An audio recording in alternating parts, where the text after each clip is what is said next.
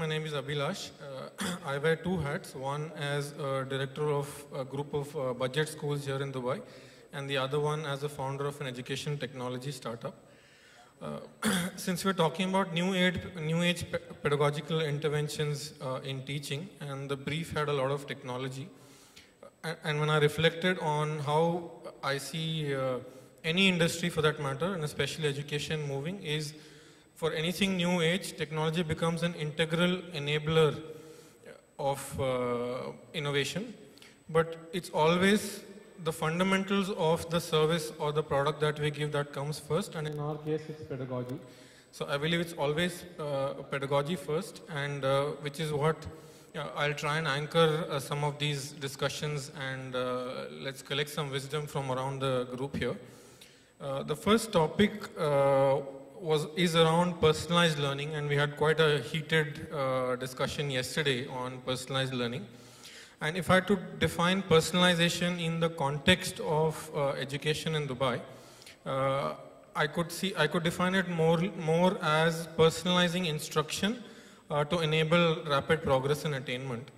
And also, personalization is actually not a new concept. Tutoring has existed for a long time. The only reason personalization has now become a hot topic is because it might become cost effective. That it is possible for us now not to treat a classroom as one teacher teaching 30 children, but break it down to at least 5 groups and 3 more gifted students, and then the spectrum can continue towards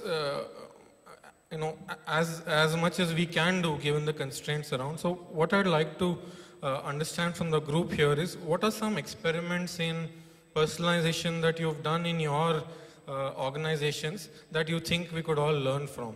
Any examples that we could all learn and replicate from? I assume that I will go first because ladies first, and since I'm the only woman on this panel, so thank you so much for giving me that pleasure. All right, my name is Maya Al-Hawari, not Maya Al-Hindi. It's my official professional name, Maya Al-Hawari. I'm a UAE national from Dubai. At Dubai Carmel School. I'm also the director of academic planning. I also teach at some colleges in Dubai as an adjunct faculty. I'm doing my PhD at the moment in emotional intelligence and its effect on leadership. So one big experiment that I have been doing for the past 3 months, and it's part of my thesis, is the power of social media on personalized learning and the messages that you're able to give through micro-learning videos. So I don't know if you guys are familiar with micro-learning, you must be. Micro-learning is a new technique where, because of our fast-paced age, people don't have the time to go through YouTube anymore and listen to 5 minutes and 7 minutes and 10 minutes videos. So the way to do it is to go through 10 seconds, just exactly as Snapchat and Instagram, and maximum a video of 1 to 2 minutes on the go. It's called micro-learning, and it is the wave of education as we see it. I study in Hamdan University, Hamdan bin Mohammed Smart University in Academic City, and their focus is creating innovative ways to personalize learning, teaching for students. And so I've been creating those messages personally. So I know exactly, I'm a hands-on type of person, and I like practicality. And a lot of the things that what I hear from teachers is, how do we do personalized learning through technology? It could be done really simply on your phone. You don't need anything. I mean, you talk about education technology, but this is technology. And if you add in the right message with the right minutes, with the right way, you get your voice across. So I've been creating those videos for the school. As you all know, and you're familiar with moral education, His Highness Sheikh Hamdan, yes, he announced this. And the way he announced it is he didn't want any religious men and women teaching it. He wanted these messages of moral education to go straight through from humanity, from human to human. So I began creating, in the spirit of my PhD thesis, creating those little videos on Snapchat and Instagram and linking it to the moral education that we have, and not just spreading the word out to students, but also to the parents, to the school community, and to the community at large. If you would like, and if you have an interest in, or curiosity in taking a look at those videos, go straight to my page on all social media, whether it's Facebook, Twitter, Instagram, LinkedIn, social media, Snapchat, Instagram. All of those have Maya Al-Hawari. You will see every video that I've created since the past 2 months, and it has done wonders. Talk about personalized training. Thank you. Thank you. My name is Dr. Anastasiadis, Ajman Academy. I've now worked globally in 9 different countries. So what I'm going to suggest, and I agree with you, digital has got a big impact on learning. But if we now look at, rather than talking about instruction and teaching, we talk about learning. And something that we're sampling and trialing, particularly after the national curriculum levels disappeared in the UK, which was assessment by levels. Any of you that work in UK national curriculum schools will recognise that there was a big change. We're developing personalised learning journeys. So what you do is you create your curriculum into child speak. So you imagine a 7-year-old, who decides what a 7-year-old should be able to do? Now, the expectations from curriculum and innovation are becoming very different. The curriculum may have been written 2, 3, 4, 5 years ago. Are they the same skills that we require for our future children? And are they the same skills that that the employers require for our future children? So, if you personalize the curriculum, and within a class, a student can, or a group of students, can actually establish for themselves where they are on the curriculum. Now, there is technology that can actually attach their learning in a journal. There are different apps, for example, and we can attach mini videos of learning. So, for example, I can point to a full stop, or if you can point to a full stop, so what? How are you going to think critically, be creative about it, and what's a full stop anyway? So you could do a mini video and attach it. There's an app called Seesaw. You can attach evidence against the learning journey. There's another app called Shobi. You can actually also give feedback to the students on whether they've attained that level. You can measure progress by attaching evidence, digital evidence, to the learning journeys. So in other words, we're now in a position in schools where actually we're empowering our students to learn through motivating them and inspiring them as teachers. But does that scare us as teachers? Does that scare us? So for example, if a child is progressing up their learning journey much more rapid, what are you going to do with your curriculum? And I have heard teachers say, well, if they do go a year above, what am I going to teach them when they go a year above? I mean, that is sad, isn't it? So we're capping learning. So why don't we allow the students to take charge of their own learning journey? They can provide the evidence. And does learning only happen in the classroom? Seriously? Do they only learn in the classroom?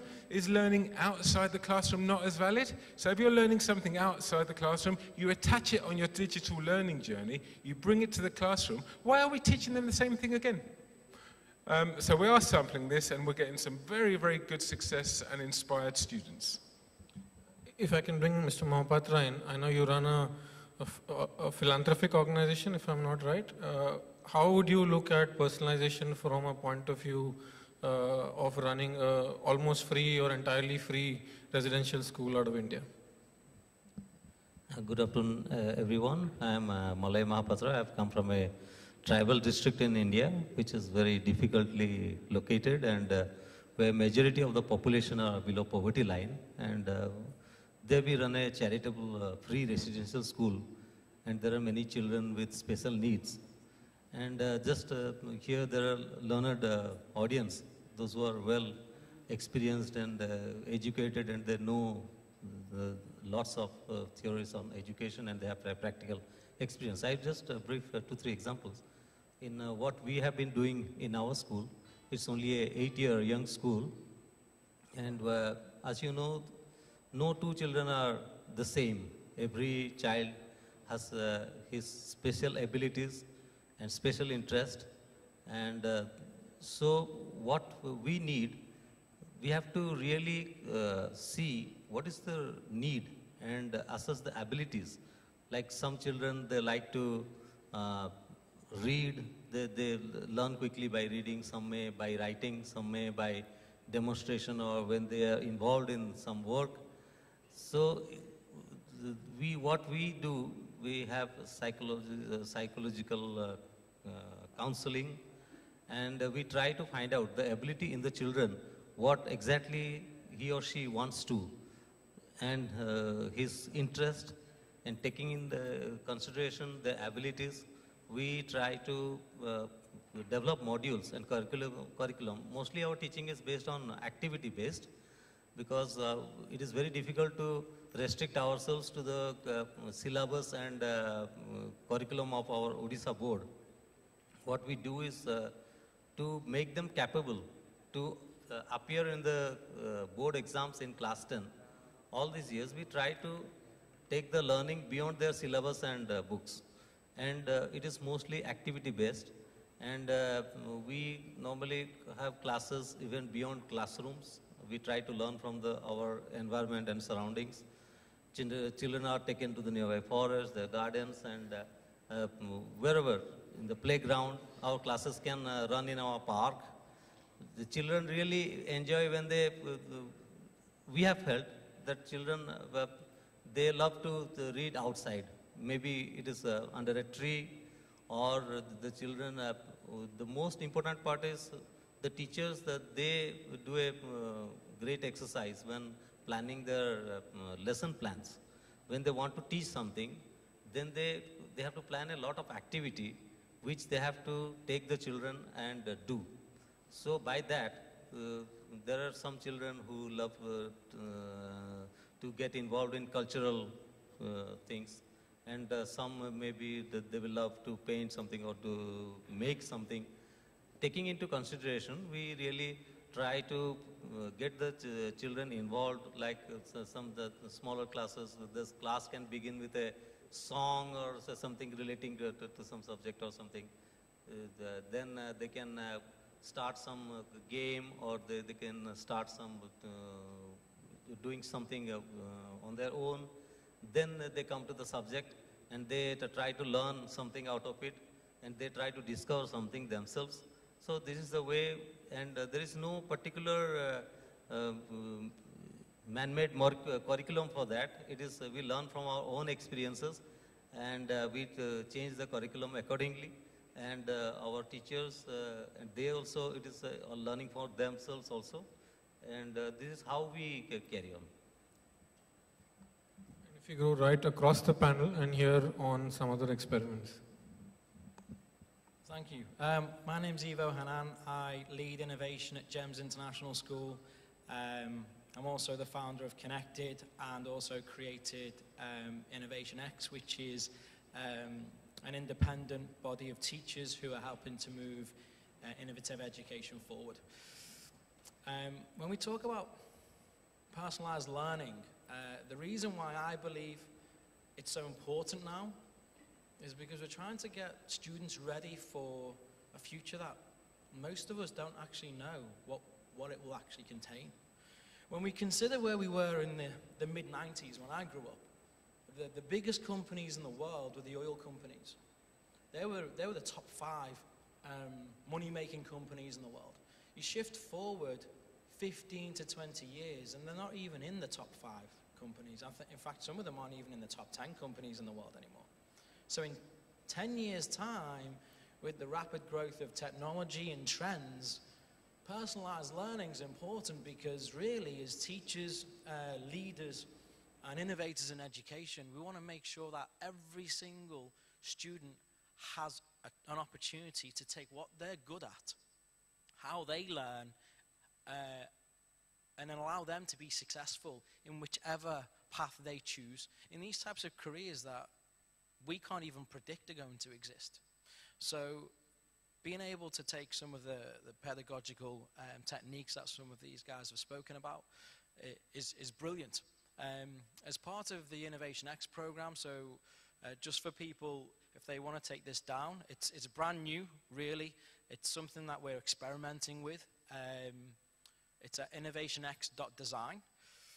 We identified 8 key characteristics of what we feel enable students to be able to contribute towards an innovative culture that no doubt all professional areas will need in the future. They need them now.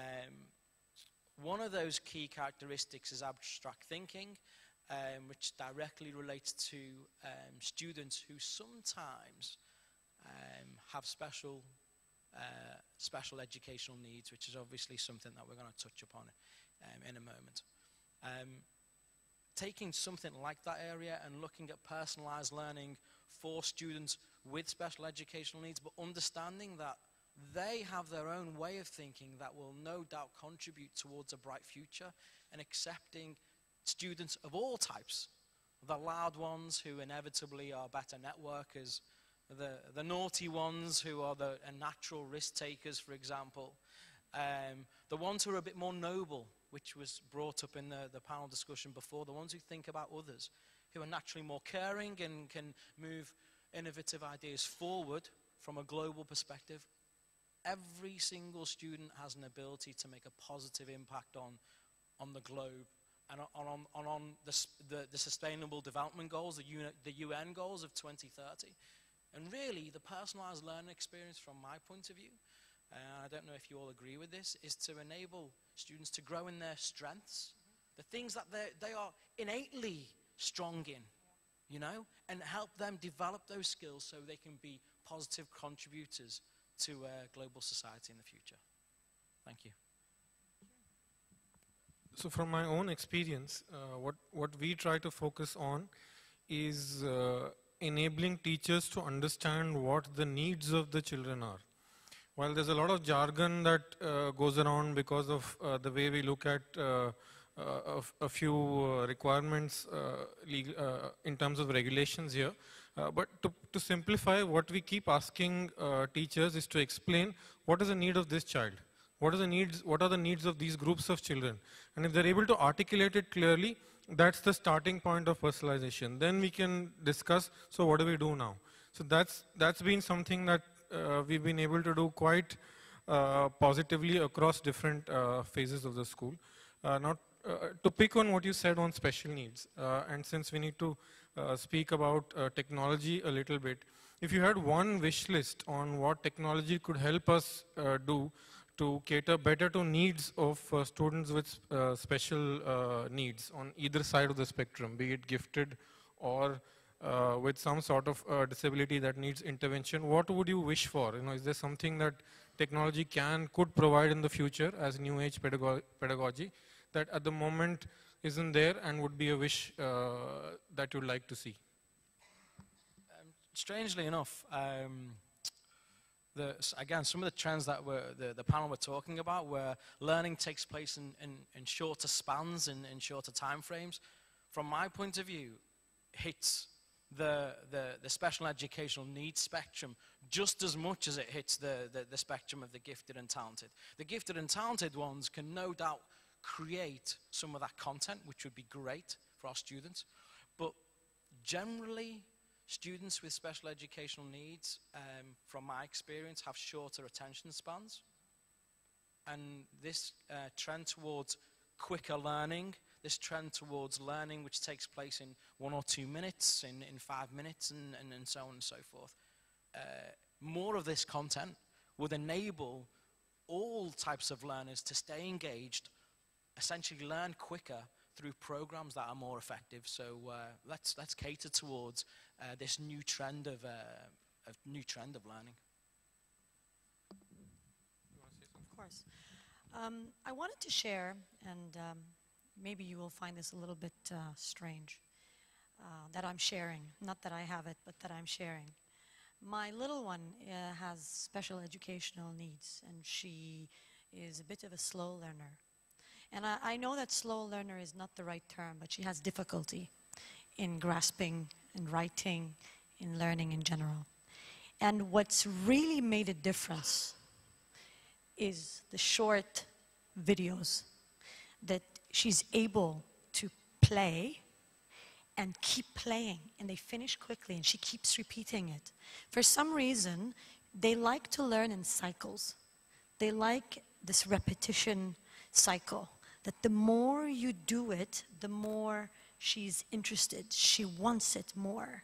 She even, I noticed that she even likes her train set. She just likes to sit down and look at the train, go in circles. And from that, we found out that she loves the little span videos that she's able to keep repeating, and that she doesn't sit as long on a 5-minute video. She can't. But she'd enjoy seeing the video over and over again because it's quick. So thank you. Yes, you've got a point there. I like practicality. When I talk to teachers, I always say, how do you do it? Show me how to apply it. Because if you don't show me, I can't imagine it. The different types of students that we have in the classroom, from gifted to normal to average to weak to special needs. I mean, how do you maintain that environment? I mean, we talk about it, but it's not an easy, it's a dilemma. It is. I think I'm going to be a bit more radical and say we've perhaps all got special educational needs, and I certainly have, because if I was put into an Arabic class, I would certainly be a low attainer. So again, what you said is that everyone has got a strength, and if we go under the premise that everyone has got a gift somewhere, irrespective. Now, we're in a very fortunate situation now. Our new generation has got technology. So if we enable them, as I said before, keeping it simple, we've now got apps that can record learning. Now, we don't want, some students are never going to succeed by sitting them in rows and talking at them. I can't concentrate for more than 6 minutes. Seriously, if someone talks to me for more than 6 minutes, I lose it. And I managed to get my PhD, all right? And I've still got special educational needs. Seriously. So what are we expecting from our youngsters? Who is it that says they must do this? They must memorize this by the age of 10? Seriously. And then we're measuring them and testing them on it. And if they don't achieve it, we fail them. I mean, is that education? Are we preparing our youngsters? There isn't any special education needs. Every child has got a contribution they can make to the globe. And technology is allowing them to do so. Using their skills, they can be creative in different ways that they never, take the book away, give them something different, give them something practical. They will show you but don't test them. Don't sit them in rows and ask them to answer questions and give them a mark out of 10 and fail them. Build on their success, build on what they can do. And this next question is again to Mr. Mohapatra. While technology can be a great enabler, lack of access to technology can also be quite divisive. So from your standpoint, if a grant-making organization would give you a one-time grant to incorporate technology in your environment, what are those 2-3 things you would want first? Like everybody will agree that the advent of technology has made our education delivery system much easier and simpler. So we cannot go ahead with the developing systems without using technology. We need that. There are a lot of facilities available, like we have discussed in the earlier sessions. In our school also we have multimedia classes and computer classes, where we have noticed that children are more interested to learn in multimedia or digital classes than reading textbooks. They really enjoyed it. And another thing also, what we found is when they were shown a video and told to write what they have observed from that, it was easier, and they were more interested to write the findings and other things. And still, but in a school like ours, to have more activity-oriented curriculum and all these things, it needs a lot of technological inputs also. Besides, whatever we are doing with our learning, with our environment and our nature, that is not sufficient. And we would plan to have more digital class system and maybe use of more apparatus like I was learning a lot from our exhibition, the type of models they were showing and explaining and the type of research they have been making to make school education more interesting and more reachable to the students. Those things we would like certainly to inculcate in our education system. Thank you. Thank you, sir. And from our experience, we went through some research, and what was startling was the app that had the single most profound impact on student learning was just broadband internet in classrooms. So that's what we went after first. And then we asked, what is it that you want to improve pedagogically? Is it assessment? If yes, then which apps or which phases of the school? And we went about doing it very consistently. Rather than getting, in fact, I'd like to respectfully disagree with what Dr. Tasso said. It's a lot of apps, a lot of technology can actually lead to disruption, or at least that's what happened inside our classrooms. Our first iPad 1:1 initiative was just bombed in our faces simply because we lost control of the class. So we then went back and said, what is it that we want to do pedagogically? Which apps, technology, tools will allow for it? And given we had internet bandwidth, we then decided this is the one or two things we'll pick and we'll do it consistently. And that's been our journey on personalization. Is there anyone else who want to add something before we wind up? Yes, I think you've got a really good point, because you confuse children. I mean, technology, is there any child now that you know that doesn't handle technology? Seriously? Okay, do we need to invest in technology? One app, or maybe two apps. I mean, a learning journal, Seesaw. I sound like I'm a marketing person for Seesaw at the moment, but I'm not, honestly. But one app, they record their learning wherever. The parents get feedback on their learning. One app, right? This is not going crazy with technology. They're recording learning. They then discuss their learning evidence on this app. They're not researching, they're talking about what they found. Is it the best bit of evidence I've recorded? One app. That's all we're talking about, not blinding them with technology. You don't need to invest pounds and pounds in technology because they've got it on their phones. They've got it on their iPads. You don't need to invest pounds in technology. So I think we're short of time, so we'll open up for a couple of questions before we wind up. Any questions, anyone?